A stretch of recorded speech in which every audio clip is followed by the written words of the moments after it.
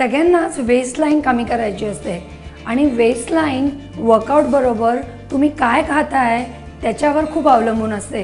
हो, म्हणजे किचनमध्ये काय बनवलं जातंय आणि तुम्ही किती खाता.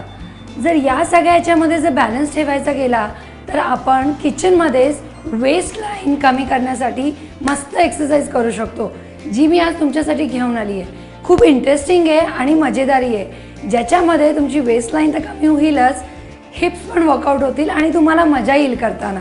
तर बघूया, मी साधी किचनची बॉटल घेतली आहे पाण्याची, जी मी आत्ता वापरणार आहे. आपल्या सगळ्यांनाच माहिती आहे स्क्वॉट्स काय असतात.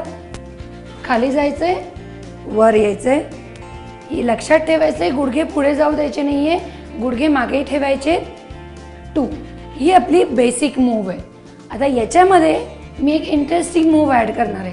ही माझ्याकडे बॉटल आहे, सो मी टर्न करणार, बॉटलला घेणार, स्क्वॉट करणार, दुसऱ्या साईडला ठेवणार.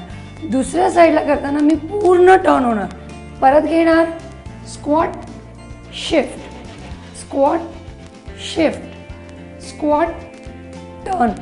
याच्यामध्ये तुमच्या लक्षात येईल, जेव्हा मी बॉटल ठेवते आहे किंवा जेव्हा मी टर्न होती आहे, मी माझी सगळी हिप मूव्ह, माझी वेस्ट लाईन मूव्ह करते ते पिकअप करायला.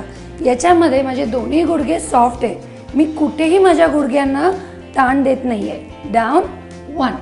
आणि जसे तुम्ही कम्फर्टेबल व्हाल हळूहळू तुम्ही त्याची इंटेन्सिटी वाढवू शकता, थोडा स्पीड घेऊन. मूव 2, कमान 3, 4, 5, टच 6, 7, 8, 9 and 10.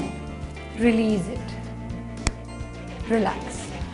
सो फ्रेंड्स, तुम्ही बघितलं सिम्पल एका बॉटलनी विथ प्लॅटफॉर्म आपण किती छान एक्सरसाइज करू शकतो, जेणेकरून तुम्हाला मजा पण येईल एक्सरसाइज करताना, त्याचबरोबरीने तुमचे किचनचेही कामं लवकर होतील.